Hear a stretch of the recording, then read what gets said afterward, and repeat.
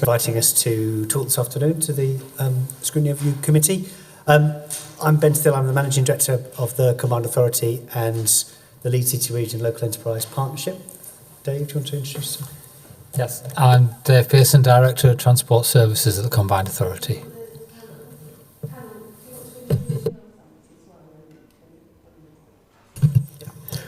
So, Andrew Marchington, I'm a lead member for the Children's Scrutiny Panel. Hi, my name's Harpreet. I'm lead member for Economies and Neighbourhood Scrutiny Panel. Hi, I'm Councillor Habib Anzamana and I'm the Chair of the Adult and Health and Social Care.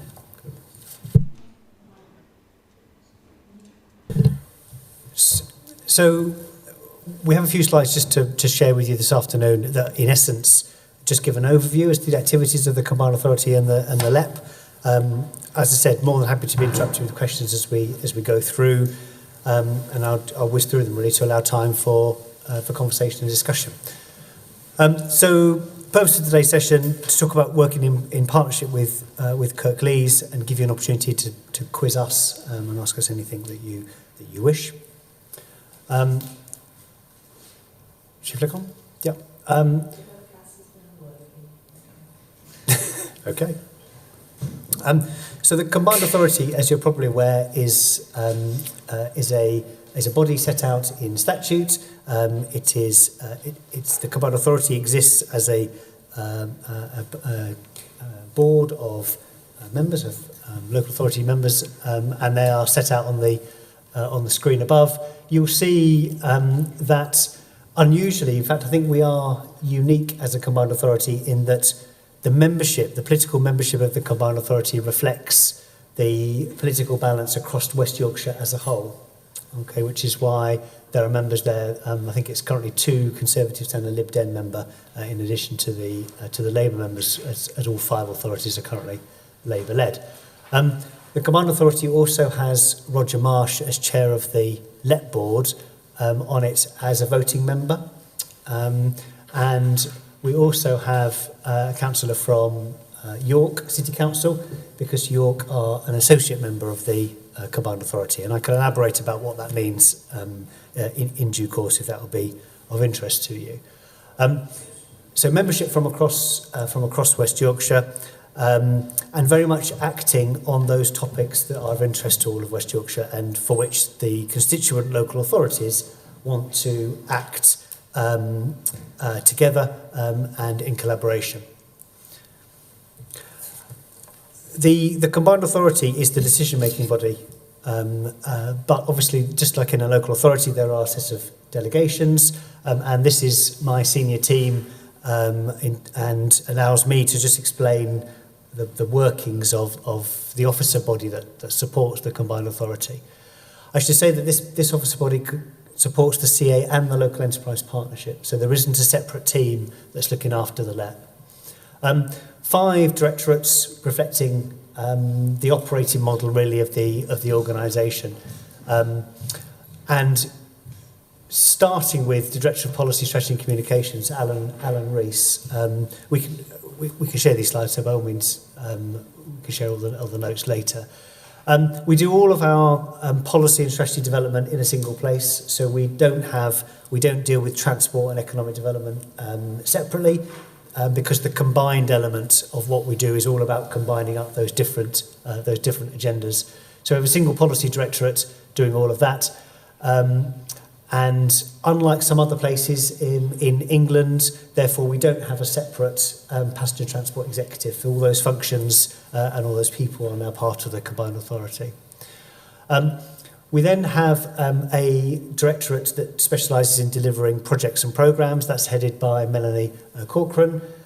We treat all of our projects in the same way. We can come to this, but whether it's an internal project, a revenue project, a capital project, they're all appraised against the same assurance framework, and the decisions are taken in the same way through a sub-board of the Combined Authority called the Investment Committee. We also have 2 what we call service areas that deliver services to businesses and to the public. Dave is responsible for all of our transport services. Typically, you'll know that under the brand name Metro. and Dave will say a bit about that when we get to a slide that I can point to Dave to talk to. But we run the interchanges and the bus stations across West Yorkshire and are responsible for Metro Line helplines and the websites and the other information that's available for public transport. Just to put a marker down now, we don't run the buses nor do we run the trains, but we can perhaps talk about the influencing role that we play in that and what the future might hold. We also have a service area that delivers services to the business community and is focused on the broader economy in terms of skills and trade and business growth. We've just started as a new director for that directorate, a chap called Brian Archer. So he started this year. And that directorate has got three key areas of work. One is trade and investment, which is done collaboratively across the Leeds City region. Secondly, our skills and employment support programmes, mostly using European funding to deliver services to connect learners to training opportunities and business demand to apprenticeships and similar training opportunities. And then thirdly, a business growth hub, which is each of the 35 or so LEPs across the country has a business growth hub supplying a variety of services to businesses through grants, loans, advice, etc. So those are the 5 directorates of the organisation and the people that run them. Should we click on? How does Kirklees get involved in all of that? As you would expect, Kirklees is a constituent member of the Combined Authority and has got a very deep level of engagement and involvement with the things that we do. Indeed, many of the things that we do require and benefit from Kirklees' input. Perhaps most evidently, Councillor Pandor, who is a member of the Combined Authority, also sits on the Local Enterprise Partnership and chairs our Inclusive Growth and Public Policy panel that takes forward one of the Combined Authority's 4 key objectives, and I'll come back to those a bit later. But then you'll see there is then Kirklees' representation on a whole variety of committees and panels that report through and up to the Combined Authority and the Local Enterprise Partnership. Shall we move on? So the Combined Authority and the LEP have got 4 overarching priorities. They probably don't need a great deal of introduction, but I'll just give some highlights. Boosting productivity is around regional economic growth, typically measured through gross value added or GVA, but there are other measures as well. And that's all about how do we make the businesses in the city region more competitive. You probably don't need me to tell you that cities across the north, businesses there generally have lower levels of productivity than the UK average, and the UK has lower levels of productivity than the European average. Now, some of that is in how you measure it, but it does give a general indication that there's more work to do on encouraging businesses to be more productive. We have a second objective around enabling inclusive growth, which is very much distributional, very much place-based. And this is saying that we want the benefits of any growth that is supported by the Combined Authority to be felt by as many people as possible. We want to support communities and individuals to be lifted out of poor living standards. And perhaps most evidently, if you look at the distribution of deprived neighbourhoods 40 years ago across the city region and now, it's broadly the same. So how do we begin to tackle some of the structural economic problems of the city region? So inclusive growth is absolutely core to that. And as I said, Councillor Pandor is leading that work stream. Delivering 21st century transport covers the variety of transport activities that we do, but is essentially about modernisation. Every single part of our transport network, be it the way that information is provided to customers and passengers, be it ticketing, be it the modes of transport such as rail and bus, or be it developing new modes such as mass transit, all of that is work that we do as the Transport Authority. And then finally, supporting clean growth. In fact, the Combined Authority met last week and rebadged that that objective as tackling the climate emergency, which probably gives a clearer indication as to what it's about. A particularly challenging area that I'm happy to talk a bit more about later on. So those are the 4 objectives, and pretty much the idea is that the work of the Combined Authority and the LEP is all about supporting those objectives, and just about every officer supporting them can trace their objectives through to one of those 4.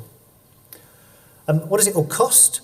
The Combined Authority's budgets went to the CA last week, and Councillor Smage, in her role when she was Chair of Scrutiny, knows our budgets very well, and knows the level of scrutiny we come to, that we enjoy, and the work that we do to try and reduce the cost of the Combined Authority and the LEP as far as we can. Nevertheless, the most substantial contribution is something called the Transport Levy, which is a budget line within our constituent local authorities. For Kirklees, that's just a little bit under £20 million. It funds 2 main things, what are called the concessions. So that is the free travel for older and for disabled people. That's a national scheme, sometimes called ENCTS, or the English National Concessions Travel Scheme. Thank you, Dave. Councillor Hinchcliffe, if she was here, would always make the same point, which is it's a national scheme. It was government policy, but it's now paid for by local authorities. Okay, so there's no longer any passporting through of national government money to fund this. It comes from funds raised locally. Then there is also commissioning of what's called socially necessary access bus and other services. This is commonly called the tendered service network. In other words, we fund the bus network where the commercial bus operators will not fund them. That might mean connecting specific communities that they consider sub-commercial, or it might be providing services at the end of the day or the beginning of the day when the bus operators don't feel it's commercially viable to run services. And we also run Access Bus, which is the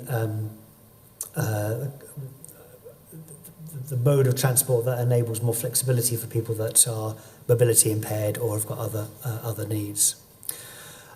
We also use that some of this funding to reduce the cost of travel, particularly to young people, and to fund Metroline, as I said, the websites, the CCT control systems, the bus centres, etc., etc. You won't have to be great at maths to work out that there's a gap between the 19.8 and the other figures on that slide, and essentially those are Kirklees' contributions to the running of the whole of the Combined Authority. We put these numbers to a lot of scrutiny, and we have both a budget working group that scrutinises and works with us to set our budget every year, but we also have the Transport Committee, currently chaired by Councillor Groves from Leeds, and the Transport Committee is responsible for these policies and for the spend that follows. Is there anything you'd add on that, Dave, before I move off transport as such? I think that's fairly comprehensive. I think we can obviously pick up questions as you go through.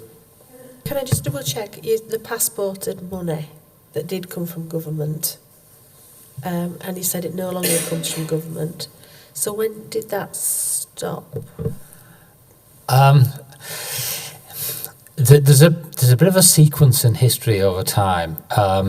For many years, local authorities ran their own concessionary travel schemes for older people, and paid for locally.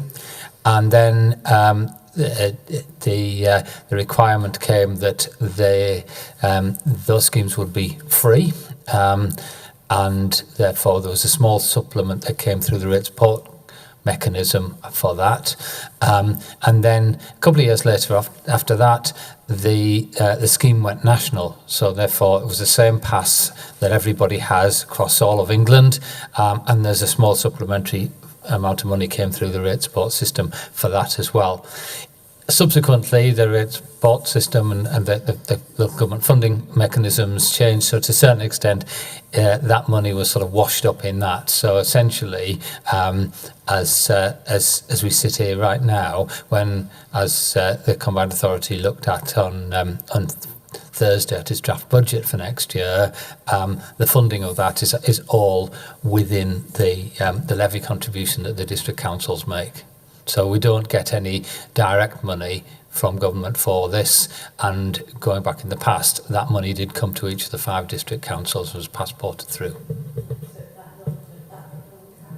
No, because they changed the whole system, so there's no identified sum of money that's put against this particular element. Swept up in RSG. So, yes. On that, I've been looking at comparison figures. So the 19 million for Kirklees, well, say it's 20 million, there's about 500,000 people live in Kirklees, so we're talking about £40 per person to subsidise that kind of activity. I might be comparing the wrong figures, but the figure that I have for London is in the region of £300+ per person for subsidising public transport. Am I missing? Is there additional revenue? I think that's whether the numbers are exactly that, but I think there is the gap between the cost per person to subsidise public transport in outside of England, including Kirklees and West Yorkshire, compared with London. It's almost non-comparable because the systems are very, very different in terms of how public transport is funded and operates. So yes, there's a lot of public money goes into public transport in London, but all of the fares revenue within London sits within a public sector sort of structure as well. So it's a very, very different model. So it's almost a bit dangerous to compare, other than the fact that, yes, more public money goes in per capita than it does in the rest of the UK. No, definitely. And you'll see that bodies like Centre for Cities and IPPR often produce comparable figures, and they're often disputed because it depends on the assumptions that you make.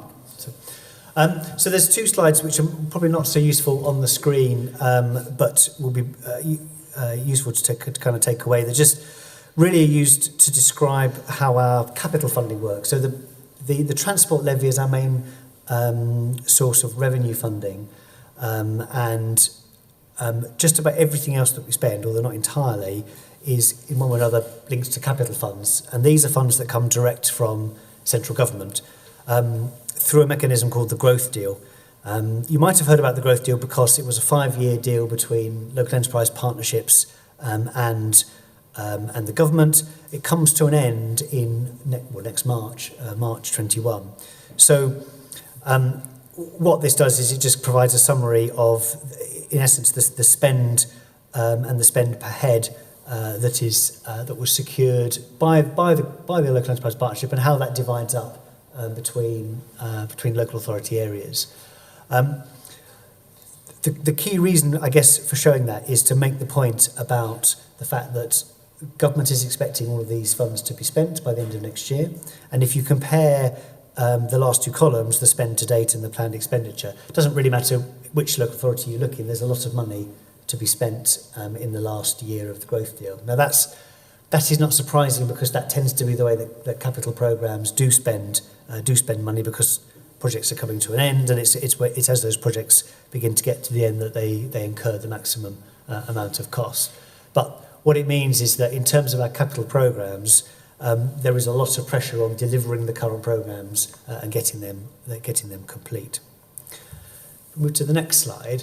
That breaks down what that means for Kirklees in a bit more detail. It just gives me an opportunity to talk about the different programmes, because that gives an indication of the kinds of things that the Local Enterprise Partnership and the CA fund. I wouldn't pay too much attention to the detail of the numbers, partly because they're a point in time, but we can talk about those if that's of interest. So what's that telling us? So the growth deal is broken down into a number of priorities.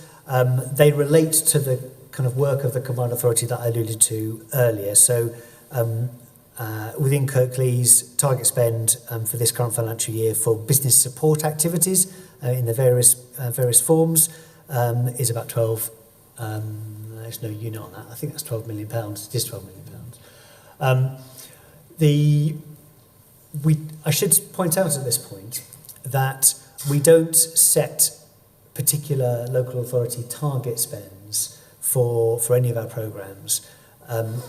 What we find is that local authorities are very interested in about what the combined authority and the NEP has meant in for their area, which is why figures like this are quite useful. But we tend to work on the basis of where's the most demand, where's the most need. And for some of our programmes, particularly some of the business ones, work on the basis of both businesses coming forward and enterprise and business advisors searching for businesses to try and help. And those business advisors they're co-funded between the local authority and us, and they reside within the local authorities. So we very much embed ourselves with your own services, so that there's no kind of duplication or different teams working on the same topic, because that becomes very confusing to business. And the one thing that we're trying to do is create a simple as possible picture for how the public sector can support the business community. Question on that one. So how would businesses know that there was this fund available?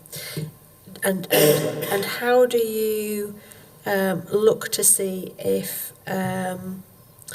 there are businesses coming through from each area? So if, for instance, there's businesses coming through from two areas in more numbers than in other areas, do you look to see if the grants are right for those businesses in those areas, or whether the message isn't quite getting out there, or how do you make sure that businesses are aware of what they can apply for? Sure. So the first part of your question was, how do we get the message out? And there's a number of different channels for that. The mainstay, the backbone of it, is through websites, social communication, social channels, and kind of online presence. So we do a lot of that. The second mechanism is through, as I said, through the business advisors that work within local authorities, who then plug into the local networks. The third is through using other business rep groups. So we bring together all of the business rep groups from across the city region, and we ask them to promulgate our messages and our funds across that. And the final mechanism is that we run things called pop-up shops, pop-up cafes, where we go out, particularly to places that you might consider hard to reach, and so not in the centre of Huddersfield, but going out into the communities and talking to businesses based out there. And all of that is about then offering the range of things that we do. We keep a watching brief on the distribution of spend, both across the programme as a whole and then geographically. And yes, we do. So where we've seen low take-up, we put more resources into trying to encourage take-up in those areas. That's always a kind of constant trimming of the sales process, really. Okay, priority 2 is all about skills, and Skills Capital was a fund that was given by government from what was originally called Business Innovation Department. It by now is very much largely spent. There was funds, we'll see a bit later in the slide pack, for Dewsbury and for the colleges in Kirklees. But there is a challenge going forwards, and this will be one of my core themes, that there is no identified source of skills capital investment for the further education sector going forwards, and that's a real gap that we are working hard to lobby government to try and fill. Third priority is around clean energy. That's a number of things. Perhaps the one that is more closely aligned to our tackling climate emergency objective is around retrofitting homes with insulation, with boilers, etc. Might come back to that, but these are important projects that I think we need to be putting a lot more effort into. The current commercial model that began life as the Green Deal has very much come to an end, and it's about how do you begin to tackle climate change and improve health and other outcomes through improving people's homes when the stock of homes that need treatment is so high across the city region. Yeah, it's got a number of different, absolutely. Yeah. Priority 4 is housing and regeneration. that is a combination. It's mostly what you might call traditional site development, where there is a viability gap between either land in public ownership or in private ownership, between the ability to get that land developed and the costs of doing so.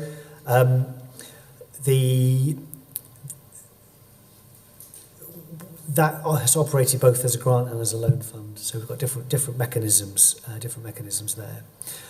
Priority 4B is by far the largest, as you can see from the numbers. That's the transport fund, and that is slightly different in that those funds don't run out in 2021. They are running for a number of other years, and they are the transport schemes that people traditionally associate with a combined authority. And some of the later slides show what those schemes are in Kirklees.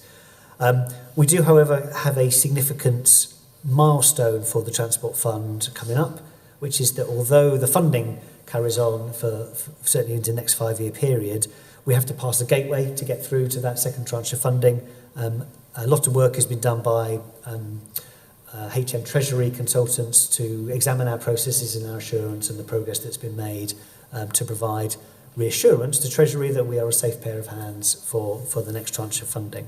And we're in the middle of challenge sessions with government at the moment about that.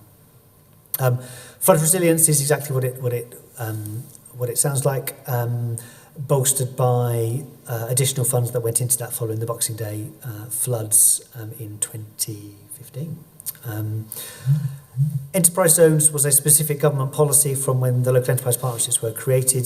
Kirklees has identified a number of enterprise zones where there are incentives available to business if they're located on those zones, and the combined authority has a particular incentive structure in that the business rates from those businesses are then returned to the combined authority. So, but that programme does end in 2021. So that's the kind of capital programmes as they currently stand. Do you want to move on? So the next couple of slides just list out some of the projects that you're probably already aware of. So I won't go through these in particular detail unless you want me to draw out anything that's of particular interest. It's fair to say that these are Kirklees schemes. The Transport Fund was created and secured funding because it was trying to address decades of underinvestment in transport across West Yorkshire. So these are very much projects, that Kirklees wanted to develop for some time, and this is providing the funding and the ability to deliver those. If we move on to the next slide. Yes, of course. In terms of the transport fund and what you're looking for to approve a project, how will that change with the climate emergency motions that we've all put on, and something that WIC has taken on as a key priority? So that's a really good question. The answer is that we're doing the Combined Authority last July also declared a climate emergency and set a net zero target of 2038. There's probably 3 pieces of work that are now underway to try and address the question that you've answered. The first is to fully understand what does that kind of pathway look like from where we are now to achieving that target. And so that's a piece of work that is about what the city region has to do, or rather what has to be achieved across the city region, across the 3 core areas of kind of domestic, industry and energy supply and transport. The challenge of that should not be underestimated, both in terms of doing that work, but then the decision-making process around what you then do to follow for that. And that work should be available for sharing probably in late winter, early spring, kind of March, April kind of time. So that's about understanding what needs to be achieved in terms of reduction. The second piece of work is then looking at what is the best way to fully understand the climate impacts of a project and a programme. So for transport projects in particular, you used to associate carbon emissions from the vehicle traffic and the public transport traffic that was using the new road, and you'd simply compare the levels of traffic with the levels of traffic before and after the scheme. You'd forecast what that would be, and that would be the difference that you would estimate as the carbon impact. That's very crude and in no way gives you the kind of proper carbon footprint for the project as a whole. Nor does it take account of any offsetting that might be done. So there's a lot of work going on nationally, of which we're part of, to look at how you best appraise that. So that's coming up with the method. And then the third piece of work is then to apply that method to our current programme.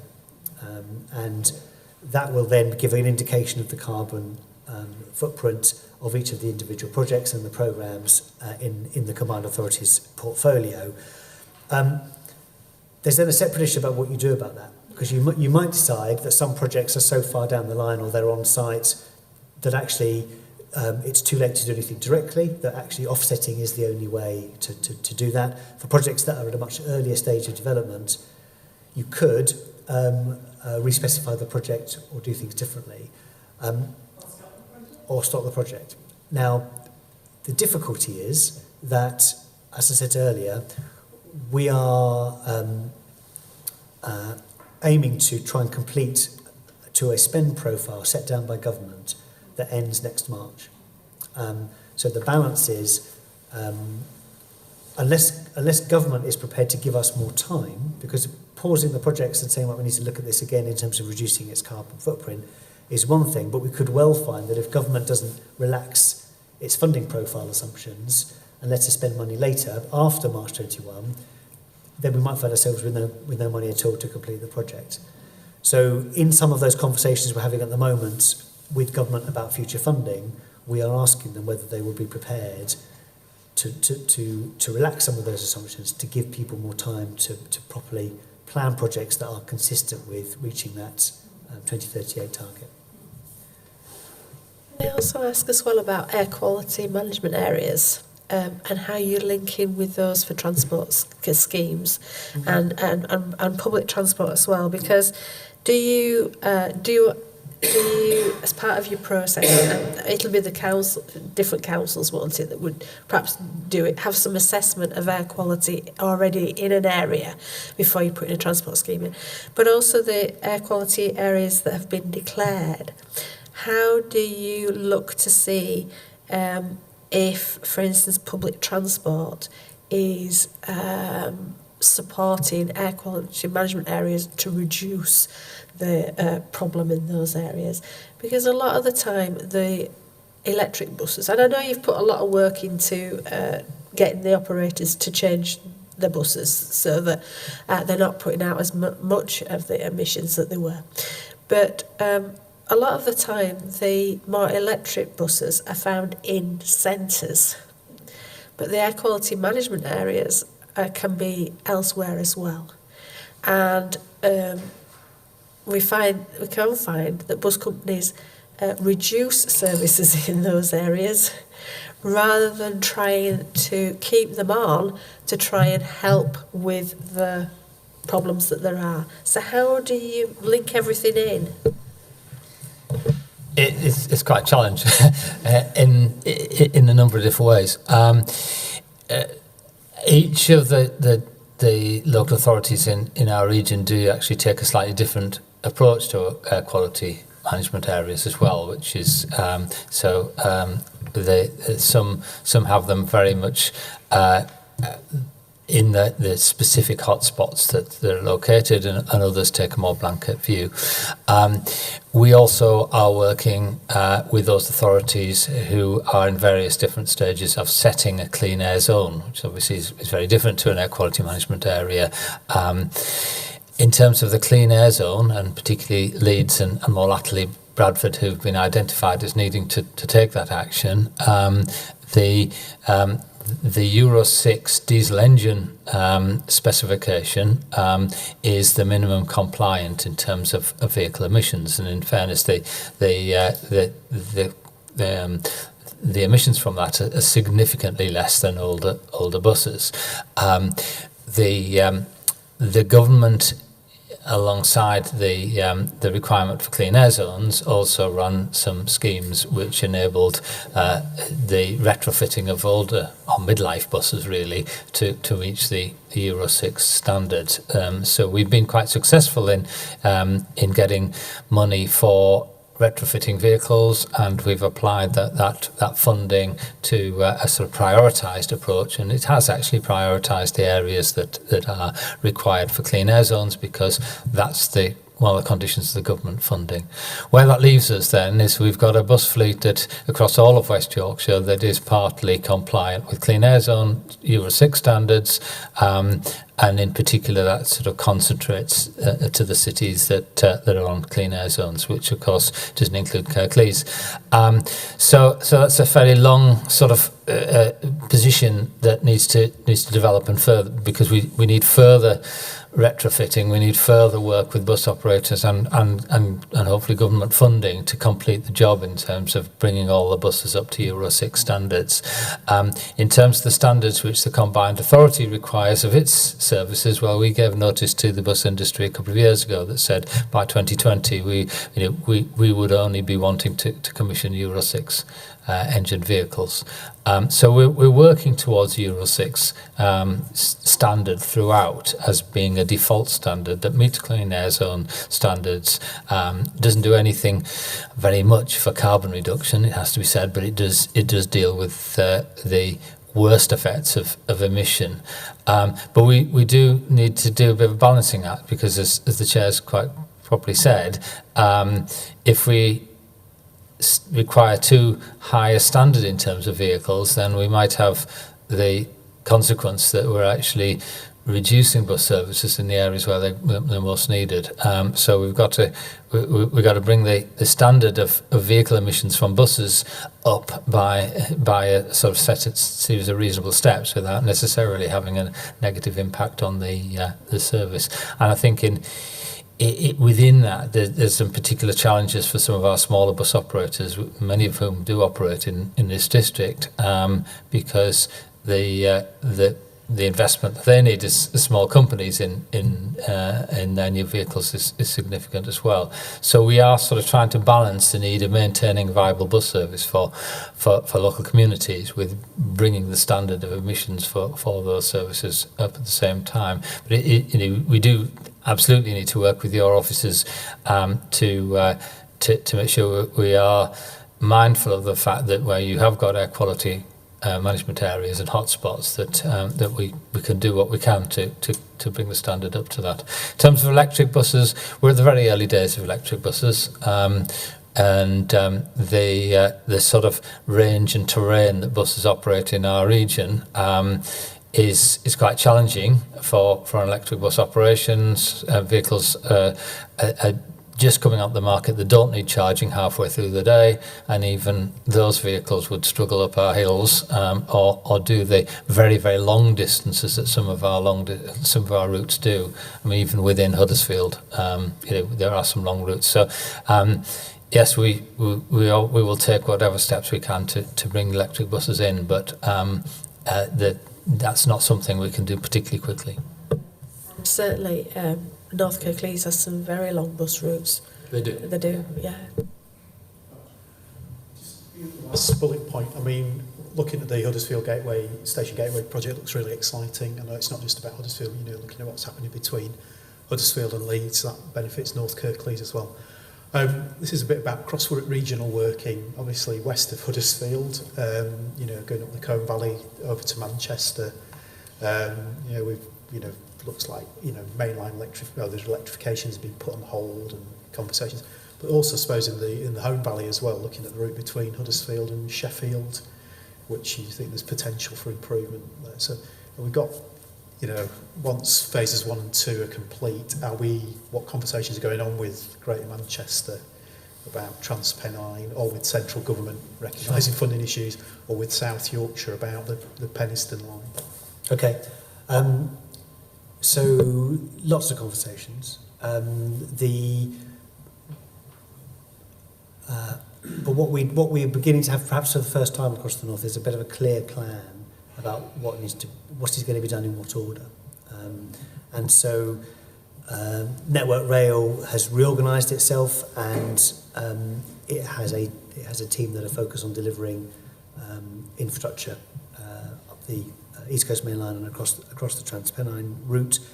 And we have a programme called Transpennine Route Upgrade, being led by Network Rail, for whom the government will make final decisions over the course of this year, and that will lead to, as you say, improvements, particularly between Huddersfield and Leeds and York. We would very much like to see that project extended through to Manchester. There are bits of improvement across the route, but not the kind of wholesale electrification and upgrade that we would like to see.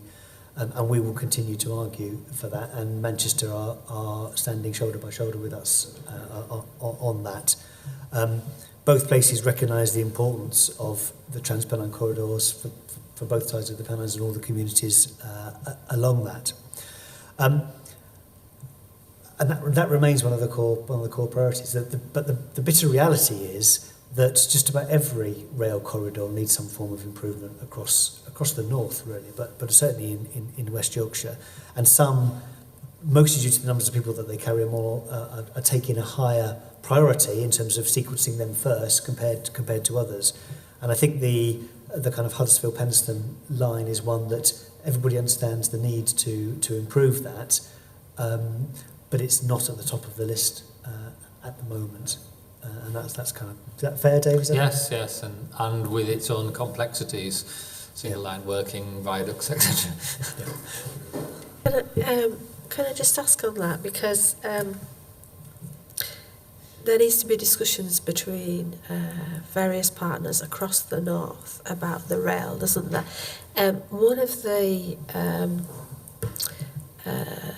hopes was that we would get a northern style Oyster card that could be used across the north. I seem to remember at one point in time.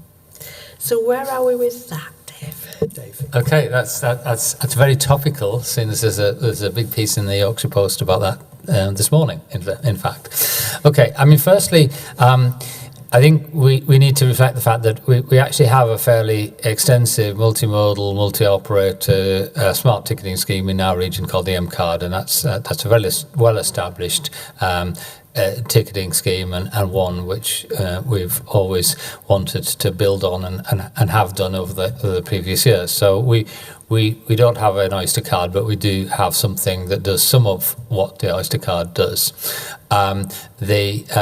The aspiration is to have a system whereby using the bank card or possibly the phone, mobile phone as well, as a token to identify you as a person. So every time you get on a bus or a train, then there's a record kept of your journey, and then you get an account which means you pay a capped amount for your travel.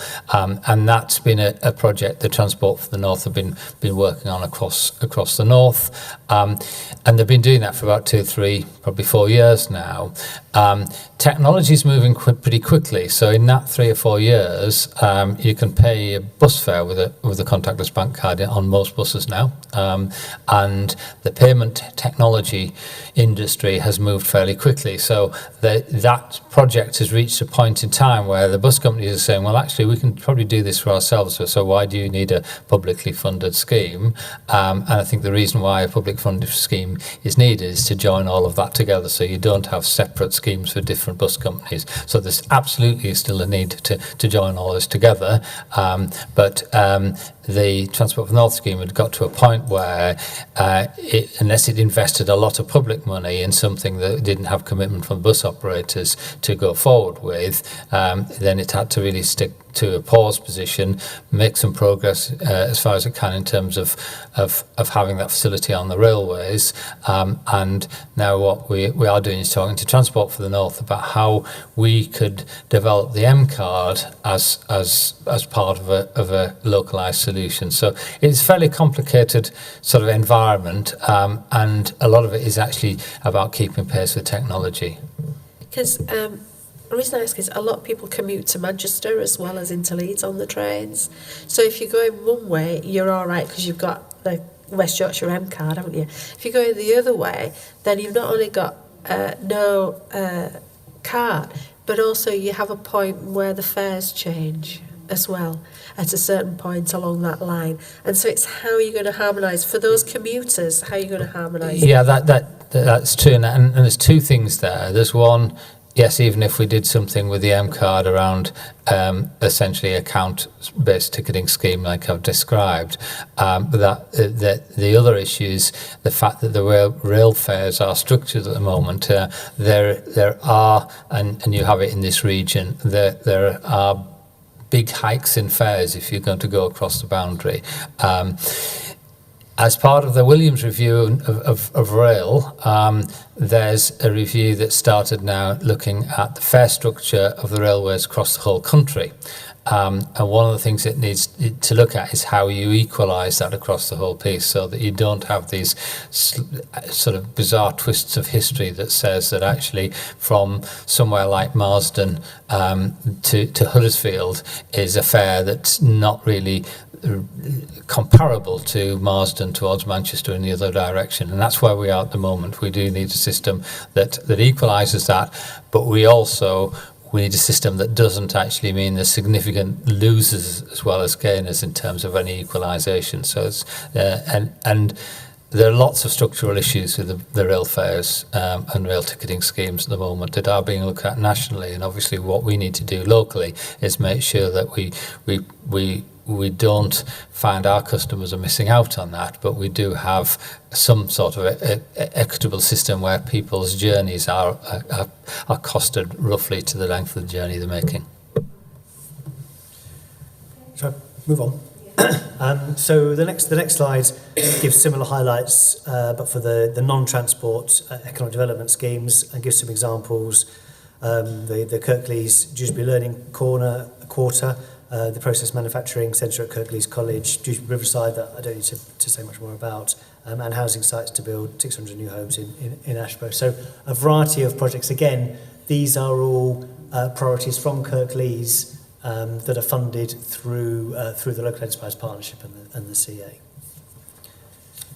And this just gives an example of the grants, the scale of the business support in terms of grants and jobs created.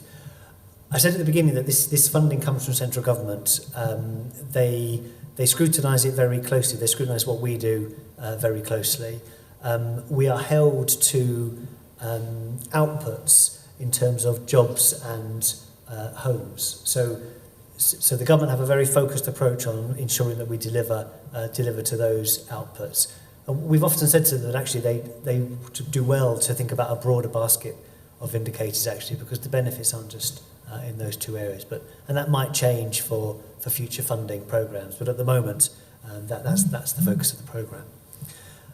It's also an interesting point, I think, certainly that from my perspective, I said that our objective was around productivity, but our core funding is identified in terms of jobs, and productivity and jobs are not necessarily the same thing. If you keep flicking on, so that's just an example of one of the businesses that has been supported through the LEP.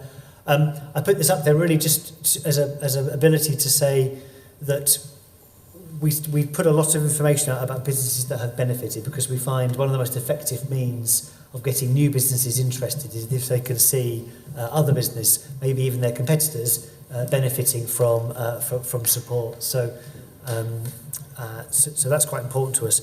The other is that we are becoming more confident in asking businesses to do things in return for funding, and not just the things around delivering jobs, for example, but actually about contributing towards our inclusive growth objectives and our climate emergency objectives through doing things, maybe taking on apprenticeships, maybe paying the real living wage, maybe doing training, maybe reducing their carbon footprint in return for receiving public support. On that as well, on your getting the message out, I don't know how many ward councillors would know that those business grants are available if they're talking to small businesses, etc. And I'm not quite sure how many would know that there was an avenue there to actually point people towards. And so it's about that communication as well within Kirklees as well. So we, a few years ago, we did a round of communications where we spoke to individual groups actually, and we similar kind of presentation to this one. And one of the key asks that came out of that is, could we have a kind of regular dialogue where we kept every member involved with what was going on? So partly as a result of that, we do a monthly members newsletter that's just aimed, and it's tailored to each local authority. So there is a Kirklees version that has within it kind of what's going on, what we're doing in that space. But it also is there as a bit of a reminder, Councillor Smage, that almost that the local enterprise partnership exists and it's got products that can help businesses, and to keep that kind of going. Now, how effective that is, it's only an email shot. So we'd always love to be able to do more, because we've, over the life of the local enterprise partnership, which is about 8 years old, we've helped about 10% of the businesses in the city region. So over 10,000 of the 120,000 businesses that are here. That's still quite a lot of businesses that either don't know who we are or choose not to seek support. And it's there. We want to help as many as we can. Yeah, I just wanted to ask you, in terms of your business growth grants, is it just a one-off grant that they can get, or after a couple of years they can go back to you and ask for more if they're wanting to expand? Yeah, so we find that it definitely works better with companies that engage with us over a period of time. So we will find that there are companies who come maybe for support to find an apprenticeship or because they want a particular grant when they're investing.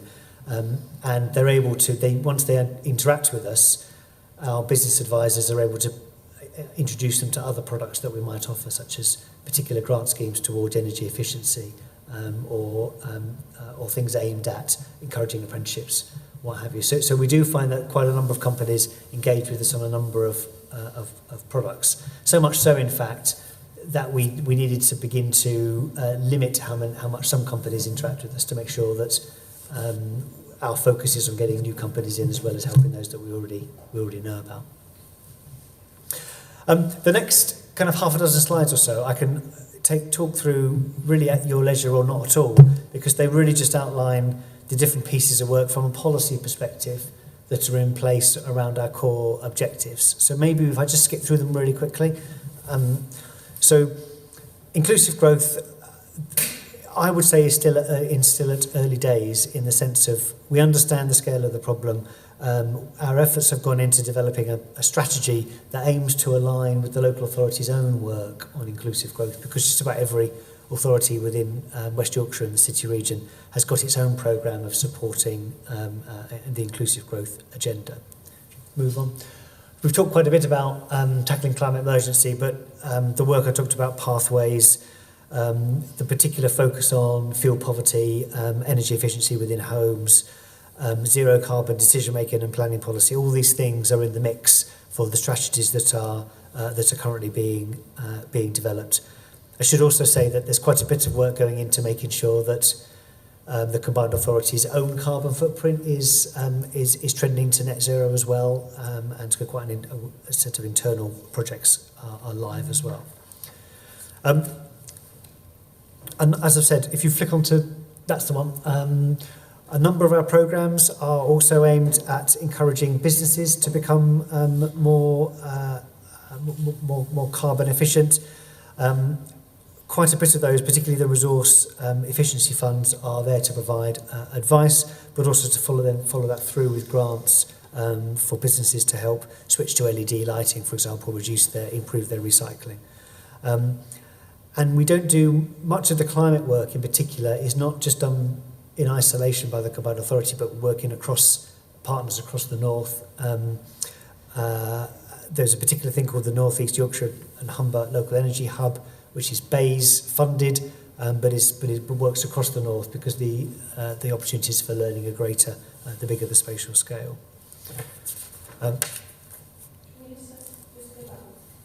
Ask about that Rural Communities Energy Fund. It says provide support to rural communities. So is it community groups that apply for that, or is it businesses in those rural communities that would apply for that? I think it's businesses, but can we come back to you with I'll come back to you with a note on that, because I'm not entirely sure.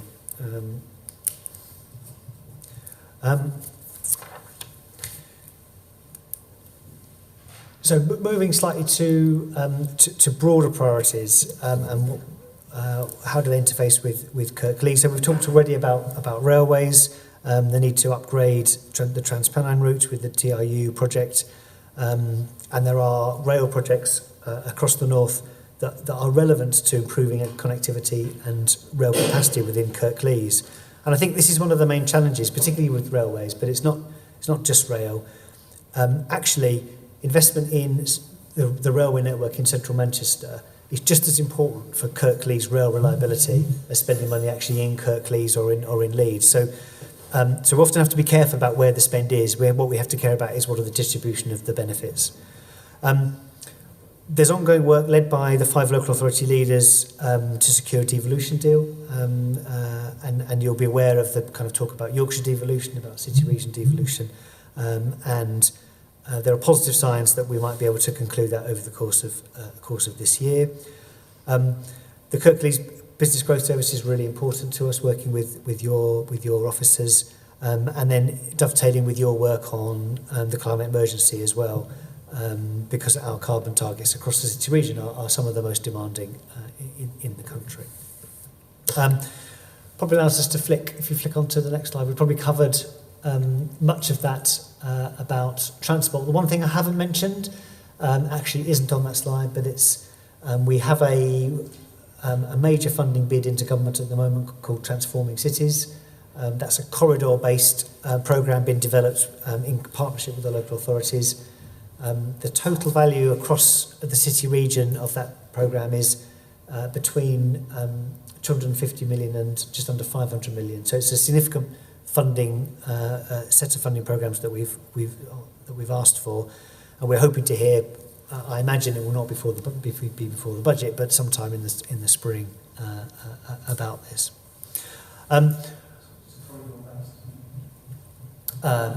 So particular routes, particular roads.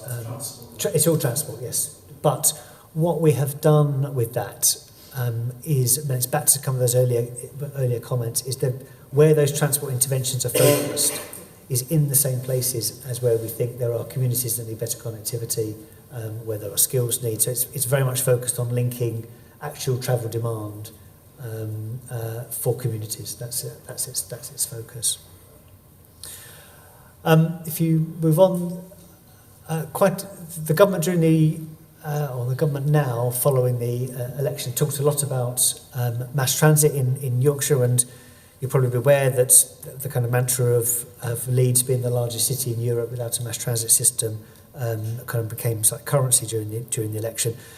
Our thinking around mass transit though was at a West Yorkshire, if not a city region scale, and linking the key places together in West Yorkshire, partly because the heavy rail network is without doubt our mass transit system, but it's very difficult to expand that and it takes a long time. So is there an opportunity through mass transit to do some infilling given the future levels of demand that we're expecting?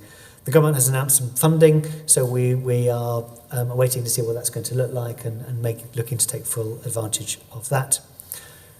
If you move on, quite a lot of work goes on around skills with the FE sector. Every LEP area has an employment advisory panel, and we have that through our local enterprise partnership structure.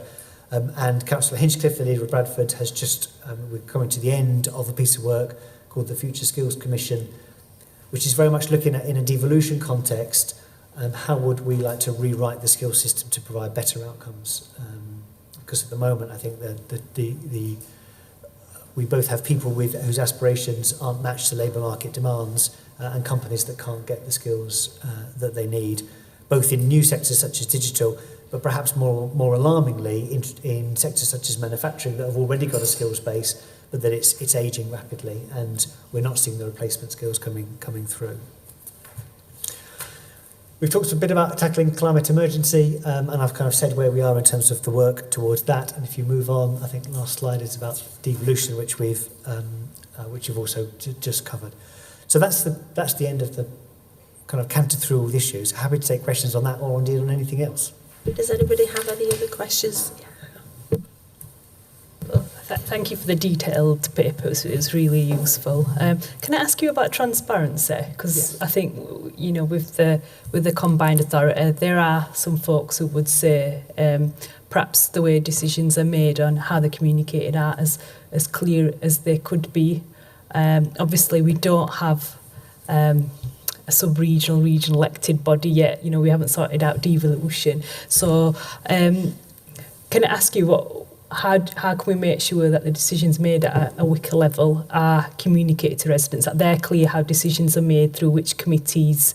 At the moment, I don't feel it's as clear as it could be, Sure. Given that the body that we've got in place. So what plans have we got to make it more transparent? Okay, so the combined authority in statute is very similar to a local authority and has all of the same accountability and transparency requirements upon it, and hence opportunities that a local authority does. And our processes very much mirror the way that a local authority does business. In fact, arguably, we have fewer delegations and more decisions taken in public than many local authorities do. I think the challenge is that we don't have that direct relationship with communities that the way local authorities do. So there's definitely a challenge, which is where the kind of discussion around the newsletter came through. How do we keep, at first, local members informed about what the combined authority is doing? And then what, if anything, should we be doing to get the message out to communities as well? So I would say that all of the information is there, but it's like there's a lot of information, there's a lot of decisions being taken. And what we're trying to do is improve the way we work with local authorities to make sure that that transmission of information is as clear as it is with decisions that are taken, say, by Kirklees. Because I think people do tend to think sometimes of the combined authority as something that's out there, whereas actually there's many Kirklees members involved in making decisions that affect Kirklees. We have to improve the way that we channel that information, those decisions, through the existing channels that you have. That's my first point. Second point is that local enterprise partnerships are then separate in terms of their treatment by government. Government introduced some information a year before last called Strengthening LEPs, which was all about improving LEPs transparency. We found that we were already doing all of that because our local enterprise partnership mirrors the transparency and accountability arrangements of the combined authority. But the government has put a lot more emphasis on making LEPs more transparent. So I think which is a good thing, but I think we're already there on doing lots of those recommendations. The third bit that I think is the most interesting, which is that the issue of decision making is critical in all of this. And at present, the combined authority has got 3 decision-making boards. The combined authority itself, that is the kind of core decision-making board, the transport committee that has got delegations from the combined authority, and the local enterprise partnership that can take some decisions itself. All other decisions are either delegated through officers, all of which are recorded, and we use the same kind of forward plan and key decisions process that you do within local authorities. The bit that's different, I think, is that sometimes we will be, as a combined authority, funding a project that is sponsored by a local authority, and the local authority ultimately is the decision maker of does it want to progress that project or not. So we have had projects where the question will be asked to the combined authority, well, when is this coming to the combined authority for a decision? And the answer will be, well, when the local authority decides whether it wants to do it or change it or not, because they're the scheme sponsor. Now, as I said earlier, part of that is because all of those programmes were a legacy of existing projects that already existed from local authorities' kind of priorities because of the lack of funding previously. Going forwards, there might be an opportunity for the combined authority and the local enterprise partnerships themselves to both commission projects and to agree projects that are more owned by the combined authority. And that might help clarify the kind of who decides. So I think that is an area of confusion, that potential confusion, that I'd like to see rectified over the coming years. That's really useful. Thank you for that. I think for a resident, I think they're probably confused about the system. I mean, I'd say I'm confused sometimes about the system as well, and that's something I need to do a bit of work on myself. But as a resident, if I want to find out what the Transport Committee is doing when it's meeting, how do I do that? So the combined authority website, Yeah. just like a local authority website, lists in its democracy and meeting section all of the meetings that we have, all Okay, of and the decisions, forward ban, etc., etc. As a member of the public, I can attend the meeting Yes. and I can ask a question. Not the way the combined authority currently is configured now. Yeah, and if I can't attend the meeting, I can watch it via webcast. Yes. Yeah, okay, all right, it's fantastic. David, There's a caveat on that, isn't there? Just- Only the combined authority meetings Yeah. were. A couple of things there as well. Yes, as Councillor Smosh says, the Transport Committee isn't webcast at the moment, and that's largely because our accommodation and the size of the attendance at that meeting and the equipment that we have just doesn't suit it, but we're working on that, and we're going to improve the office space to be able to do that. What I was going to add also is that we do have district consultation subcommittees specifically around the transport issues, one of which is in Kirklees, and either we have one here in Huddersfield or we alternate it with Dewsbury. So we do have a local meeting, and that's specifically around the transport issues is where members of the public can come. We have an open forum at those meetings, and I think it's Councillor Homewood is the chair now, and we're trying to sort of develop them as being a way in which people can interact and bring issues to us on transport. So work in progress, but it's something we're doing. Can I just say on those district consultation committees, if you are plugged in, so if you were on that committee, you know when they're happening, right? If you are not plugged in, so you're not on that committee, and you're a Kirklees councillor, you do not necessarily know when they're happening in plenty of time to actually organise or to be there, or in actual fact, if you've got a group that wants to discuss something, for them to actually know. So I'm sure there are ways in which we can promote them better. We do use social media. We do as Ben said, use all the same methods that local authorities use to notify committees. We'll look and try and get that better. I think if I may add, there's the combined authority is kind of your body, and the district subcommittees in the same way are there because they are fulfilling that duty for things that are done at a West Yorkshire level, but with the collaboration through Kirklees. So the more we're able just for them to be treated just as part of local authority business, really, the better. But we're not great at getting that. No, because I've seen it from both sides. So I've seen it when I've known what meetings have been coming up, because I've been on that committee, and I know what meetings are coming up at the combined authority because I've been involved with the combined authority. And I know what it's like when you're not. Yeah. Yes. And the difference is quite big, yeah. But I also wanted to ask about, and really quickly, because I want to move on to the next item, is you talked about engagement, etc. Engagement across West Yorkshire, because pavements, roads, railway lines, bus routes do not stop at council boundaries. And it is that mechanism to actually ensure that consultation happens across the piece that I think is probably a big piece of work the combined authority needs to be talking to its component councils about exactly how that works.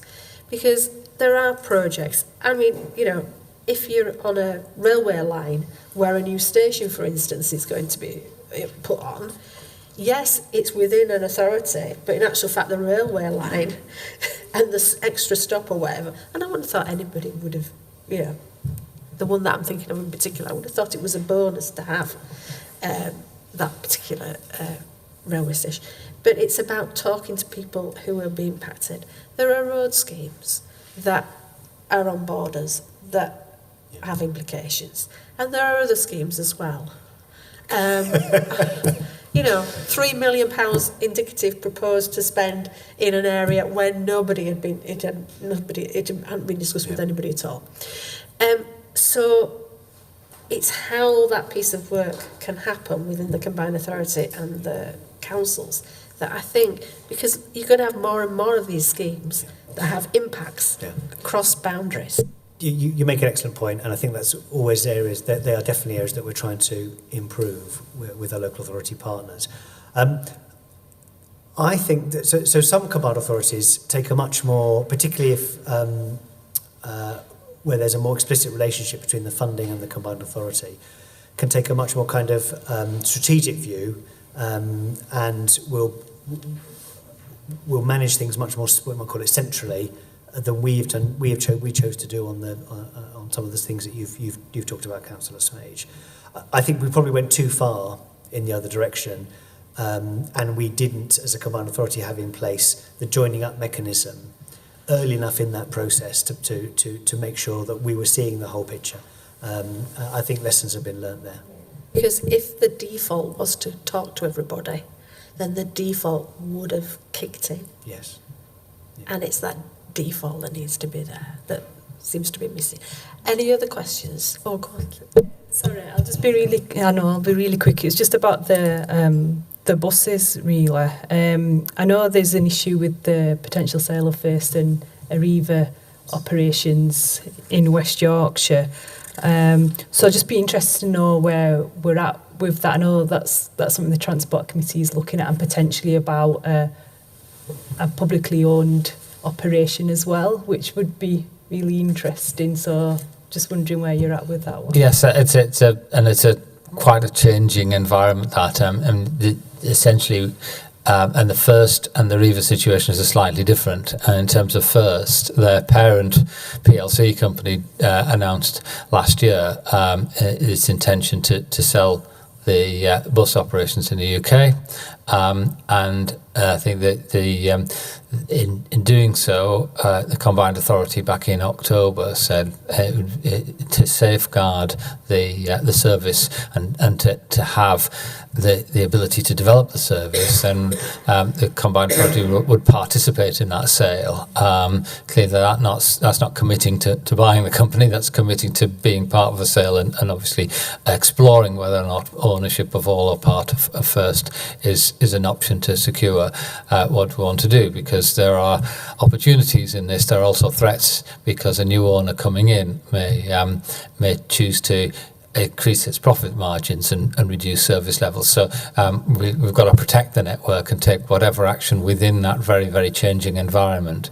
Just before Christmas, First announced a slight change in plan, which delays the decision about selling into this calendar year. So we wait and see on that one. Arriva's a little bit more remote in terms of a process, because Deutsche Bahn, German railway company, own Arriva, and have been looking for somebody to take Arriva nationally, and actually some of the Arriva operation in Europe off its hands. I think it's found that a little bit challenging, so it's now going to sell shares in the Arriva company and move it on in that sort of way. I think the machinations of bus company ownership is one thing. I think one of the things that tells you is that the environment's changing very, very much around both the profitability of buses across the whole country, and also the fact that we do need to take what action is best to safeguard the very significant public money that already goes into buses and gets better value out of that. We watch with interest what's happening in Manchester, because Manchester as a mayoral authority has already taken the first steps towards a franchising option, and obviously we will take a very close watching brief on that as well, and as Ben said, as devolution becomes more on our horizon, then that option might become more clear to this part of the world. So it's very much a moving and changing environment, And I think what the Competent Authority members are seeking to do is to do the interventions that safeguard and develop our bus service. Can I just add just briefly to that? Dave's kind of diplomatically described some of the challenges that the bus industry faces as a whole, which has led to some of these potential sales and similar flotations, etc. The truth of the matter is that the bus market in West Yorkshire is losing how many trips a year? Over 1 million? Yes. At the same time, as you've seen from other parts of this conversation, public transport has got to be the future if we are to reduce the carbon footprint, allow fully inclusive growth. Reconciling those two things is a real challenge, and if the private sector can't do that, then the public sector is going to have to step in. I think as well, bus companies look at routes, don't they? And they say, that is not a profitable route for us. Yes. But then they take that off. And what they haven't realised then is that they've put like 2 bus journeys in for people where they had 1, because the routes are so long in certain parts of Kirklees, and then some of them are really long. But health doesn't seem to get a look in. So if you've got health hubs in various places in your area, the bus company can take a bus off, which means then you've got 2 buses where you had 1. And some other forms of transport are a lot quicker. So, for instance, it's 2 buses to Dewsbury Hospital from quite a lot of areas in North Kirklees, where if you went in the car or you went in a taxi, it would take you 10, 15 minutes from some parts of right? And it could take you a lot longer on the bus. Yeah. And that doesn't help people stay on public transport. No, absolutely. No, and I think It pushes them off. bus companies have taxis, taken a very, very etc. narrow view of profitability, and so they've looked at where they can take cost out of their business. In terms of, in doing that, they're probably damaging their business in the sense that they're damaging their product. And I think the discussions we've been having with bus companies over the last year or so have been sort of beginning to wake up to that fact that actually their product is under threat from other modes of transport. Those modes of transport are not the modes of transport we possibly want to encourage to address the climate emergency, and they're not necessarily helping people who need to get to health or other appointments. And so to a certain extent, they are... Some of the decisions they've taken, alongside the challenges they face with traffic congestion, have actually made the bus a less attractive option, which is the reason why, as Ben says, we face a declining demand for buses at a time when we need them most. So it is an interesting time, and obviously we have some opportunities to intervene and would want to take them. Because, I mean, if you put an extra bus into the local hospital, then you put an extra bus in to a lot longer journey to the acute hospital. So, for instance, Pinderfields in North Kirklees, it's a lot longer bus journey. But I know that the shuttle bus from Dewsbury Hospital through to Pinderfields, through to Pontefract and everything, that's running okay. But you've got 2 buses to get to the shuttle bus now instead of the 1 bus. So it's very difficult. But I don't want to... Did you want to come in, Hamad? I don't... Because we need to... The community cohesion people have been waiting very patiently behind you. And I want to get to that before... And just very quickly on the bus route that you're talking about, for residents to actually get to Staincliffe Hospital to catch the shuttle bus, they can't use their concession bus pass before 9:30. So what's the point of having that if residents are going to be struggling to be able to get to the first point of pickup? So therefore, it's so much easier for them to get a taxi. So we'll leave that one with you. We'll leave that one with you to solve for us. Okay. All right. Thank you ever so much for coming. Thank you. Okay. And we're just going to pause the webcast for just a minute while we change things around.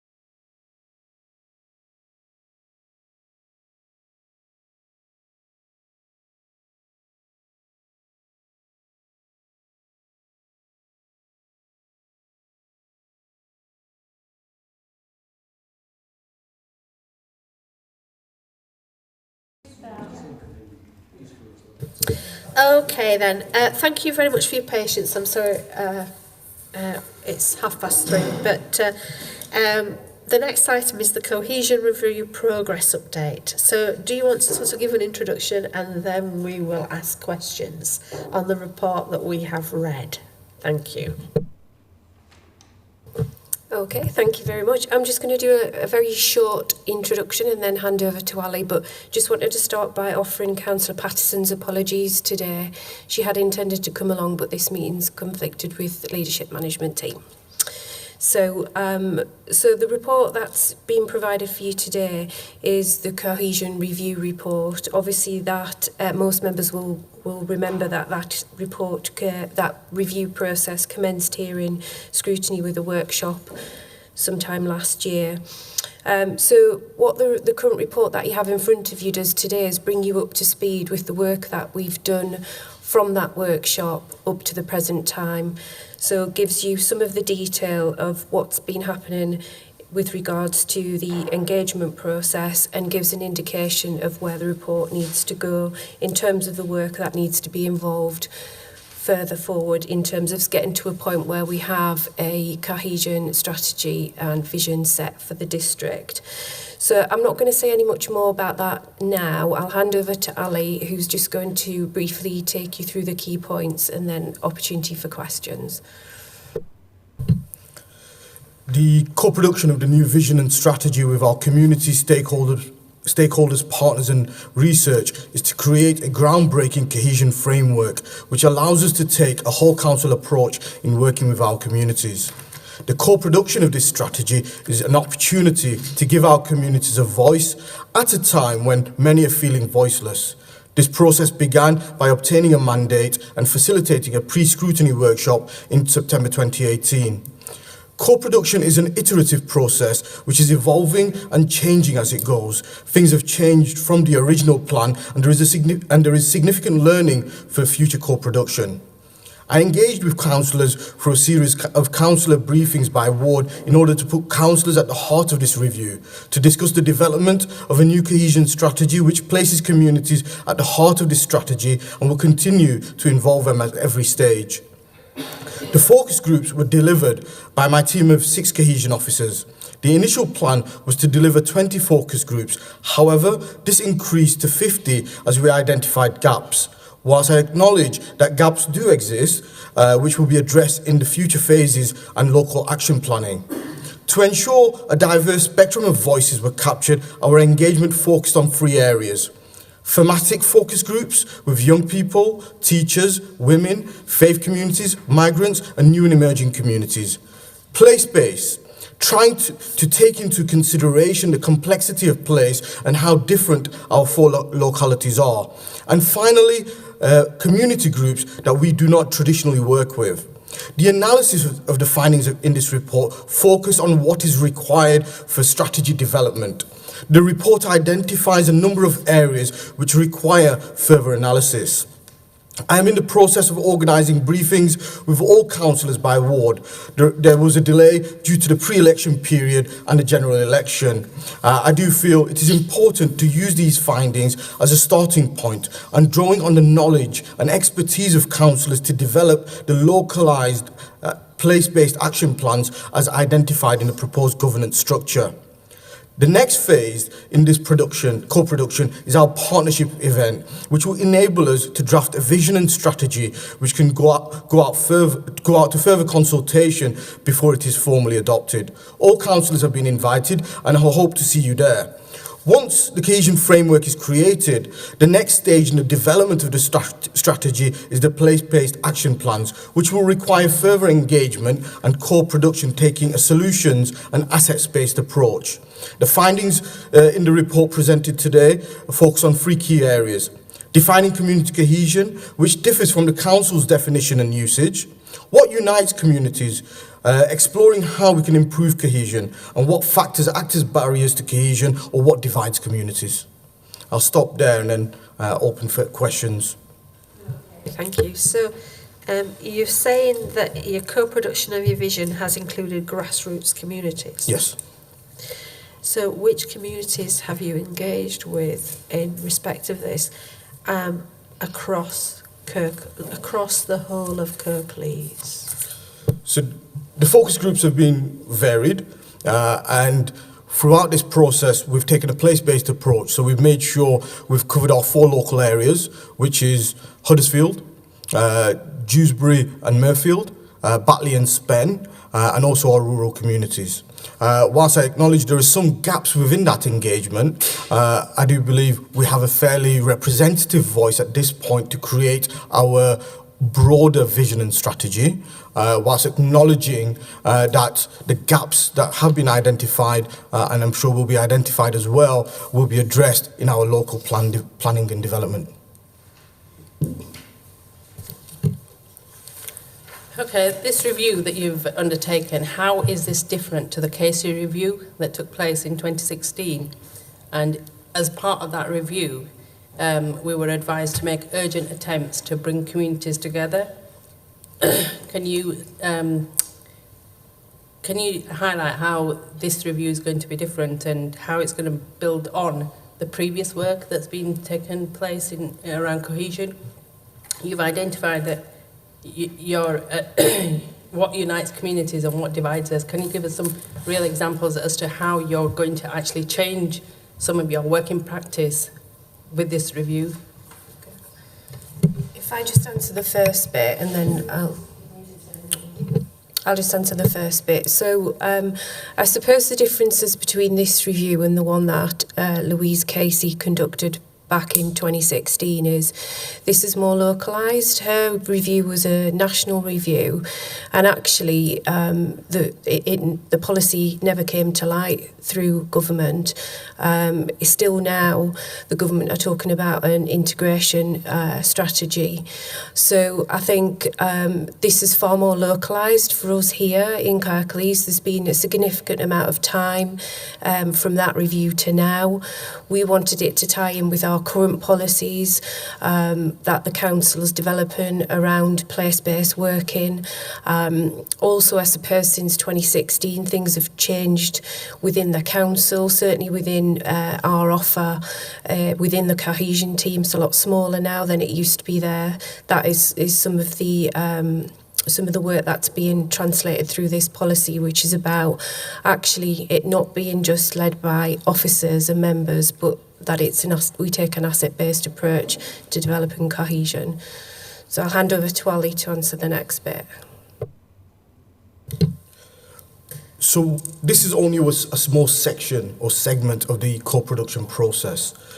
This will be triangulated with other research that's taking place and other engagement that's been taking place across the council. As a council, we're a very data-rich organisation. So how do we ensure that this is triangulated with the information we also already hold, particularly through initiatives like the place-based standard, etc. as well. More in Common are currently doing a very important piece of research across Batley and Spen, looking at these same issues. What I have to also mention is that piece of research should have aligned, so we could have presented some of those findings as well. However, due to the general election, that research has been delayed. What we will also be doing, in addition to triangulating the data that we hold as an organisation, is aligning this with what MHCLG has developed as part of their integrated communities work.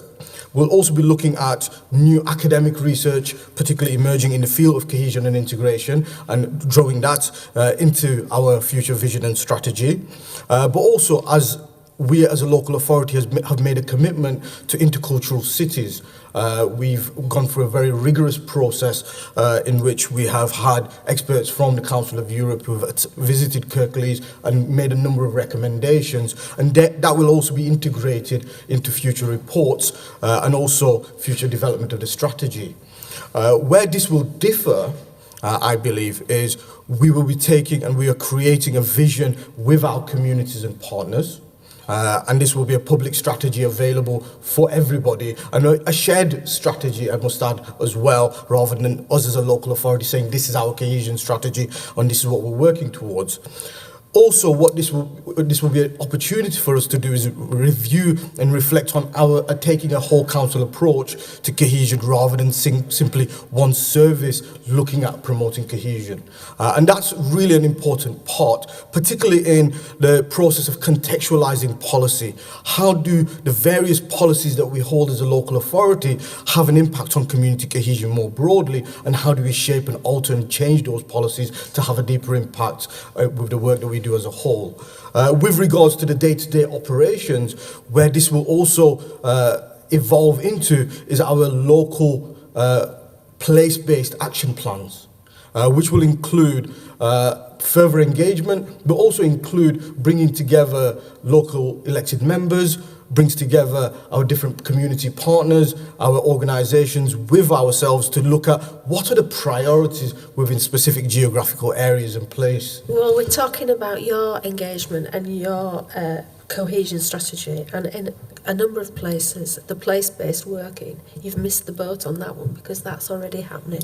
Habiban? Yeah, I just wanted to come back to you in terms of you saying you were a data-rich authority. Yeah, I accept we're a data-rich authority, and there is a lot of data, there's a lot of research that's gone on, and, you know, we have talked about some of this, you know, in private.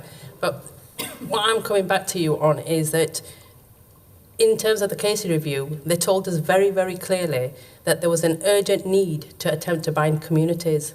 So what impact have we had from your section on that in bringing communities together?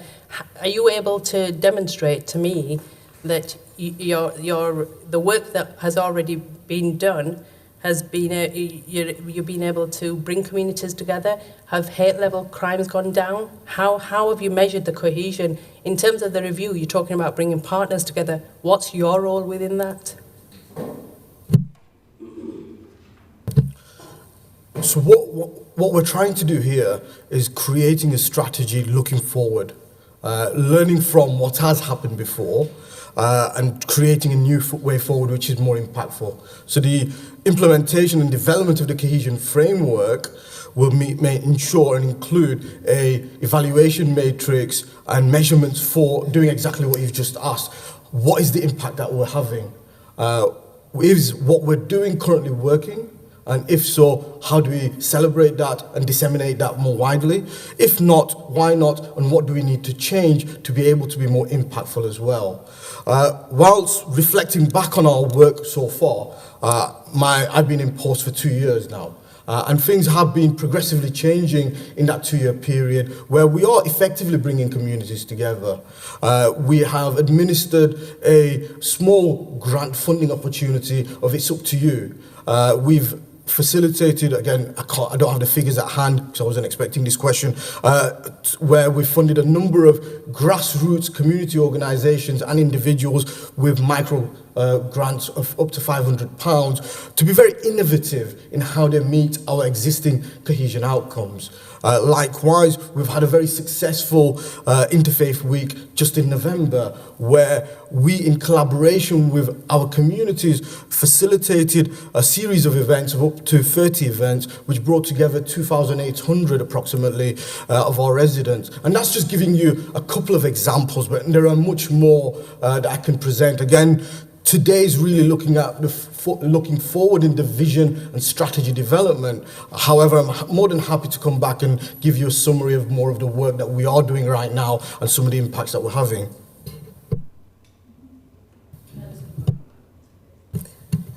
You're looking forward, which I accept, and you know it's very promising to see and hear that you're looking forward, but yet you're engaging with the very small numbers of people.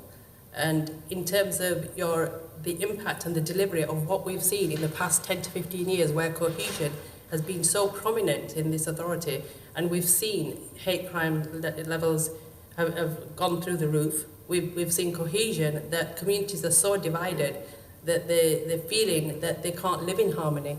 And yet we've got that data And you've said that we're a data-rich authority, which I accept, but then how are you actually using that data to implement your action plans or your team plans to actually do the delivery on the ground? Because we don't seem to be seeing that. And because we're not seeing that, it's like you've come up with another plan, in terms of working with intercultural cities.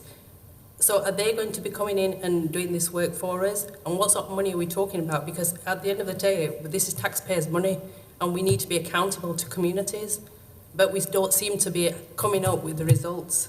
So how is this strategy that you're trying to formulate with partners going to be any different to what we've seen in the past? Okay, so the intercultural cities is working broadly with us across the council. Cohesion's just one element of that. I'm happy to share the report with Scrutiny members if you've not already seen that. I know members have been involved in some of the intercultural cities work that's been going on now for the last 12 months and will continue. I think just to answer the point about measurement, so and you gave an example specifically around hate crime. I think it's really difficult to use hate crime as a measure of cohesion because it's one of those indicators where if hate crime reporting goes up, often that's a consequence of work that we've been doing in a local area to raise awareness of it. We know nationally that hate crime goes up when there are specific incidents, whether that's national, local, or even international. So I don't think we would use hate crime as a measure of good or poor. Hate crime, but in terms of perceptions or myths and stereotypes that exist in communities, Yeah. So one of the measures we do use is the click survey. So that's, as you know, is a residence survey across the district. We use the click survey to measure perceptions of cohesion. That's something that's been consistent over a number of years now as a measure for us. We also use the Police and Crime Commissioner's survey, which asks a similar cohesion question within it. So there are a number of indicators that we have used in the past. I think what we wanted to do was with this development of the cohesion review and strategy was to make it much more broader, if you like, than it has been in the past. I think it's felt that cohesion has sat within one particular department of the council, and what we want to do is broaden that out so that cohesion becomes everybody's business, similar to safeguarding, for example. So I think by the work that we're doing in terms of aligning this new strategy to the work we do through the Democracy Commission, through our place-based work and through the council vision of people, partners and place, I think will enable us to broaden that out more. I think, as Ali's already suggested, we haven't got a huge amount of resource specifically to work in communities around cohesion. We have 6 officers currently who do that work.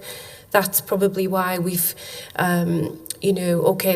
probably delivered more focus groups than we'd initially intended to do.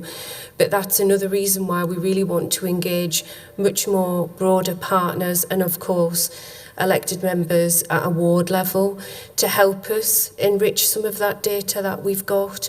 That's why we want to include we have included both the workshops and the one-to-one member engagement. And that's why the process started here in Scrutiny with members.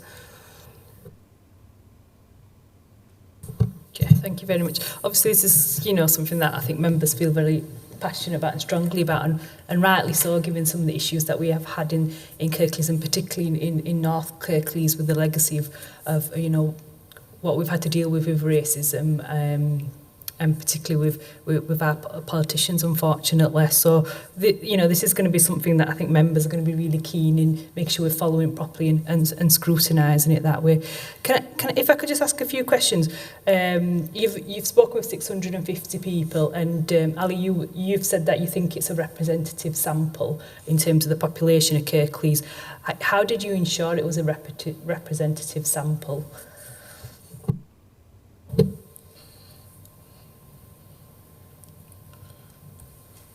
So as I mentioned earlier, we started with 20 focus groups, and as an iterative process, we identified gaps holistically as we went along to see who is it we've not spoken to ensure we capture their voices. And that's been our main approach in ensuring that we've taken an iterative process. How representative is that of our very diverse communities? And Kirklees is very unique in that regard as well. We're 11 towns and villages across the whole of Kirklees, and our footprint currently focuses on particular wards and areas as well. So it was actually pushing the team out of their comfort zone to engage more widely into the areas that we don't work in as well, traditionally, particularly like the rural communities, where I appreciate there's been less focus groups than the more urban areas, but there has been some focus groups as well. But again, we made sure we ensured an age disparity was covered as well. So we engage older people as well as younger people, particularly as we have a very young community across Kirklees, as is the case across West Yorkshire, and capturing their voices, ensuring not just the racial or ethnic diversity of our communities were taken into account, but other diversity factors as well, such as disabled communities, LGBT, etc. as well. We also engaged our staff networks as part of this process.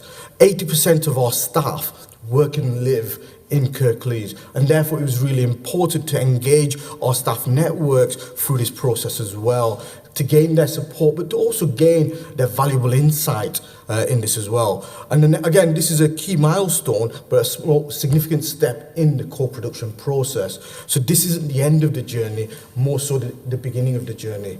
As I mentioned earlier as well, with our place standard has been delivered in 11 areas so far. And as the place standard is delivered in other areas, which again, often if you look at a place standard, they will use 20 to 30 members of staff and engage similar numbers of 600 to 1,000 residents in a particular geographical area. So introducing and integrating their findings into this will also be very important, because again, as a small team, engaging more than, say, what we have done would have become an impossible task, or a never-ending task, if I'm being honest. So it was prioritising and saying, how do we create a representative sample, but also a representative sample which will speak broadly to what's required for strategy development. Because I've questioned this numerous times with the staff, and it's been a grapple with the staff of saying, okay, who else do we need to speak to? And if we spoke to more people, would we be capturing data which is different to what we've captured already? Again, the data is very rich. So this has been a very initial analysis of the data for strategy development purposes. There's so much data there, so further analysis is required. And again, the team aren't researchers or experts in analysis, so we are hoping we can collaborate with universities to be able to do some more of that analysis and share those findings more widely as well. That was one of the things I was going to say, because actually to get a proper representative sample, you might have to do weighting, you have to look at your population groups and then look at what percentage of that population group you might need to meet, looking at postcode data and all that sort of stuff. And I do understand if you've got a team of 6, you might not necessarily have those sort of research data and analytical skills within your team. But we do have other members of the team in the council that might be able to help, like the policy team, for example. So have we spoken to them about how we ensure we get representative samples from qualitative data? And then you've also mentioned, obviously, getting the university involved and perhaps some of the students. Was that something that you thought about at the beginning in terms of your objectives? Because if you are going to do in-depth analysis and you want a representative sample, I guess one of the first things you might do is have a look at your team and say, can we actually do this in-house? Do we need to get another department involved, or do we need to speak to the university and get some of the students involved? So did you do some thinking around that at the beginning? Because it is difficult to do. I know I've done some research work in the past, and getting that representative sampling right, it's not easy if you don't have those skills within the team already. So I don't think we set out in mind to do a piece of research. I think it was more around consultation and engagement to develop this. However, through the discussions that we did have with More in Common and the university, that is going to be a statistical piece of research specifically around cohesion, looking at the Batley and Spen area. So I've very much been involved with More Uncommon and the university to look at that. As Ali's already mentioned, we had hoped that that was going to form part of this piece of work, and it's lagging a bit due to external factors. We will incorporate that in, and we have put a number of questions. It's going to be a door knocking survey, as well as looking at other types of academic research to supplement that work. And that really is about the More in Common, very similar really, trying to understand what impact they've had across the Batley and Spen area on their cohesion work, and where the gaps are for that. So it will be very welcomed when that's completed, and I think it will definitely form part of what we've looked at here in the broadest sense. But, I think in terms of lessons learning, I think we probably could have been at the start out a bit more focused in terms of our representative sample and using the research team. And that's certainly a lesson for us, because we didn't do that as we set out.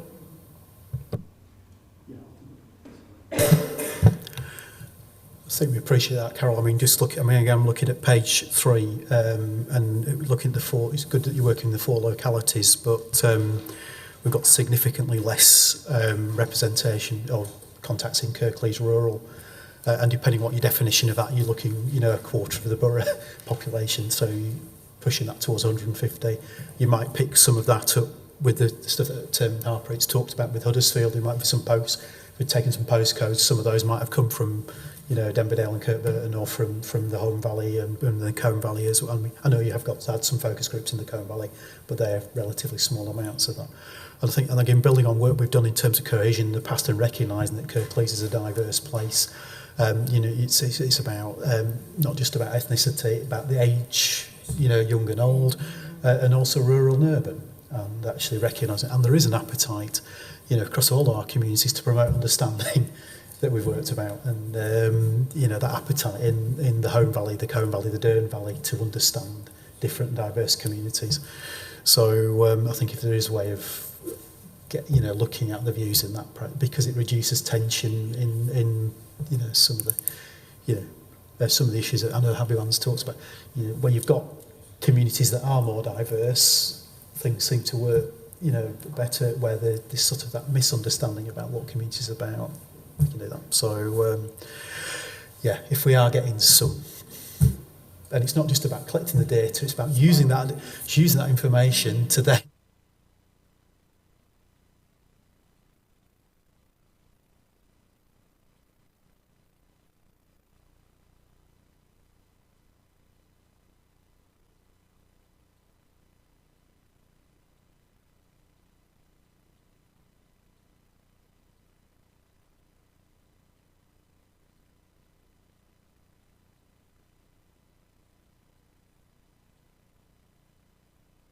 And that's something that's expressed nationally, not just locally as well. And I think the next stage of the strategy development will be really important in ensuring those rural voices but communities across Kirklees are captured more deeply as well. Particularly once we've got the framework developed, we'll be moving into a more localised action planning phase. And that's where we'll really capture communities and involve communities in creating localised action plans addressing the needs of those communities, and rural communities will be included in that as well.